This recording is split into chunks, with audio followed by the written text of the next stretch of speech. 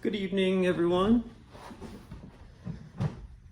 I hope all are doing well. I'm doing well myself. So, I was making a video, doing some research the other day for yesterday's video about the company you keep, and I was looking around in Proverbs 14, and I realized the entire chapter is, every single verse is really good and something that needs to be spread. As far as people need to know this stuff. So I figured we'd make a video all about Proverbs chapter 14. It's not too long. There's 35 verses, and they're each short. So, okay. So I guess we'll get right into it then. So I'll read like maybe one or two verses, and we'll go over them and do it like that kind of. Okay, Proverbs chapter 14, verse 1, and this is going to be in the New International Version if you want to follow along. Okay. The wise woman builds her house, but with her own hands the foolish one tears hers down. Whoever fears the Lord walks uprightly, but those who despise him are devious in their ways. A fool's mouth lashes out with pride, but the lips of the wise protect them. How many times can you think of where somebody's mouth has gotten them in trouble, where if they would have just stayed quiet, they would have been okay? The lips of the wise protect them. And not that would have protected them from someone bad or something, or a bad situation, whatever the case may be. Verse 4, where there are no oxen, the manger is empty, but from the strength of an ox come abundant harvests. An honest witness does not deceive, but a false witness pours out lies. Verse 6, the mocker seeks wisdom and finds none, but knowledge comes easily to the discerning. We went over that one yesterday in the Company You Keep video, the importance of discernment. And discerning to make sure that you know and that you are actually applying what is the truth and what is correct in your life day to day. Verse 7, stay away from a fool, for you will not find knowledge on their lips. The wisdom of the prudent is to give thought to their ways, but the folly of fools is deception. Folly is described as a lack of common sense or foolishness, but the context that I've seen it used in this New International Version, I've seen it used a couple times where they're almost speaking of it as like a hereditary trait in a way. I may just be misinterpreting that. It could be more of a being influenced by those around you type thing. Not 100% on that.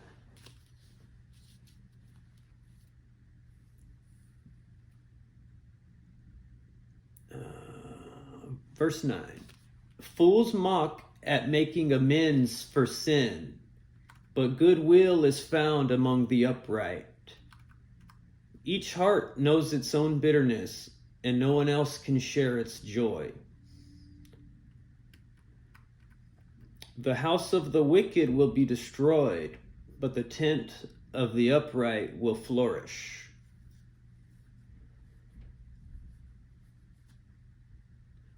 There is a way that appears to be right, but in the end it leads to death.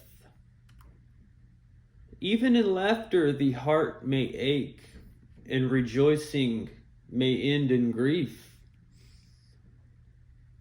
Verse 14.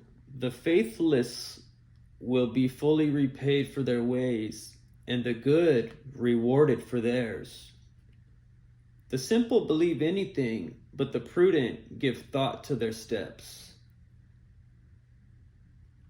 Verse 16. The wise fear the Lord and shun evil, but a fool is hot-headed and yet feels secure. A quick-tempered person does foolish things, and the one who devises evil schemes is hated.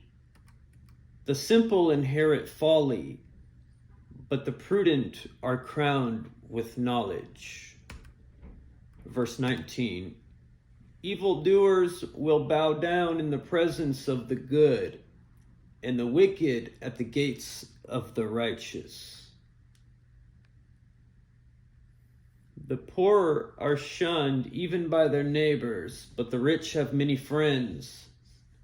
It is a sin to despise one's neighbor, but blessed is the one who is kind to the needy.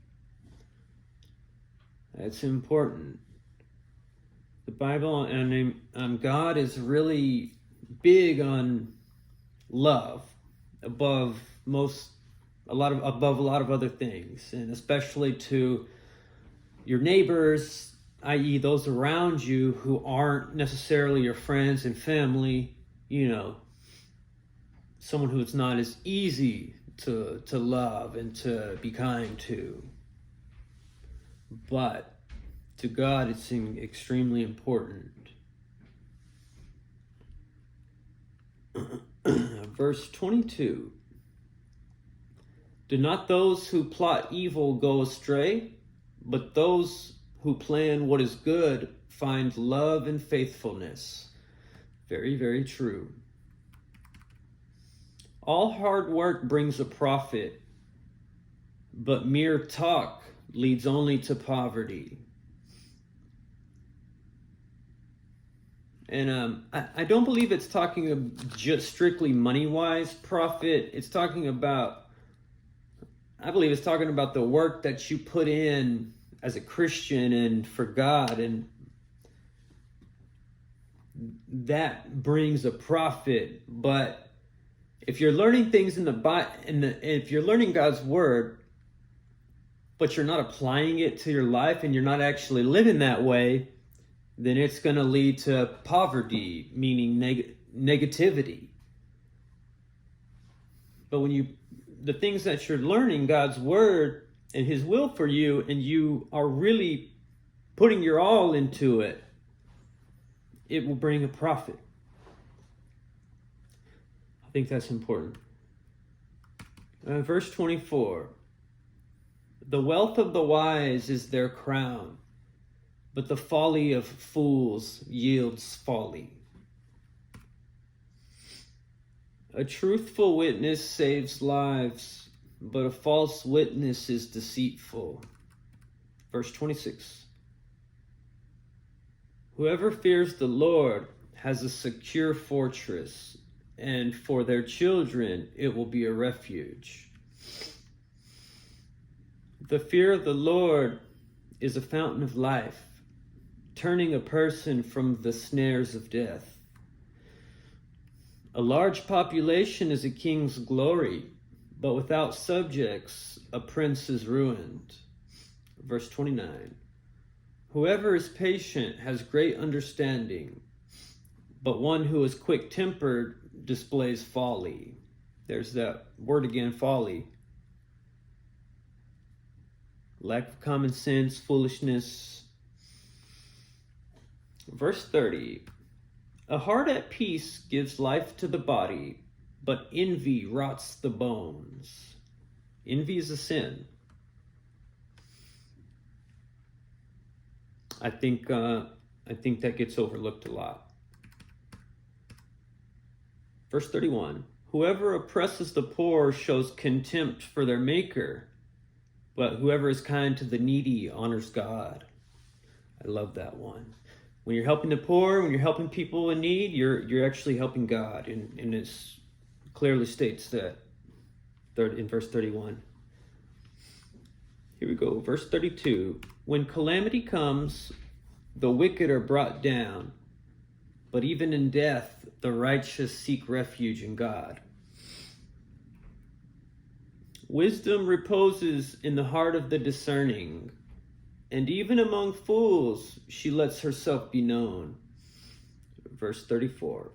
Righteousness exalts a nation, but sin condemns any people. Verse 35. A king delights in a wise servant, but a shameful servant arouses his fury. And that's it for Proverbs chapter 14. I think there were a lot of really good lessons in here. The verses are short and have a tendency to get overlooked, and as far as the importance of some of these things, man. But I'm glad this was brought to light to me, and then I was able to make this video to kind of share this and spread this and show the importance of this and the variety of different lessons in this chapter. And I hope you guys will take this to heart as I have, and really try to and really apply these things to your life. That now that you're learning, the next step is to apply these things and to live this way, and to let God be the guide and his words be the guide and the lead in your life. And words cannot explain the difference that God makes in one's life personally. You will have to see for yourself, but only if you follow him and give your life to him 100%. Thank you guys. I appreciate you. I'll see you in the next one.